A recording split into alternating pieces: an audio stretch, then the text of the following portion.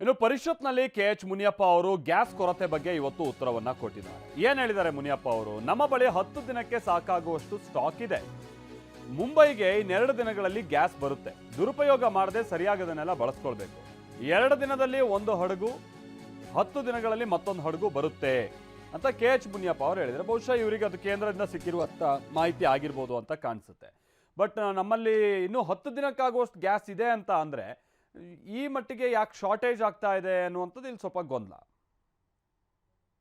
ನಾನು ಇವತ್ತು ಈ ಸದನದ ಮುಖಾಂತರ ಎಲ್ಲ ಗ್ರಾಹಕರು ಕೂಡ ನಾನು ಮನವಿ ಮಾಡ್ತೀನಿ, ವಿನಾಕಾರಣ ಬುಕ್ ಮಾಡೋಕ್ಕೆ ಹೋಗಬೇಡಿ, ಸ್ಟಾಕ್ ಮಾಡ್ಕೊಳ್ಳೋಕೆ ಹೋಗಬೇಡಿ. ಬ್ಲ್ಯಾಕ್ ಮಾರ್ಕೆಟರ್ಸ್ ಮೇಲೆ ಎಸೆನ್ಷಿಯಲ್ ಕಮಾಡಿಟಿ ಆ್ಯಕ್ಟ್ ಮೇಲೆ ಕ್ರಮ ತೆಗೆದುಕೊಳ್ಳೋಕ್ಕೆ ನಾವು ತಯಾರಿದ್ದೀವಿ.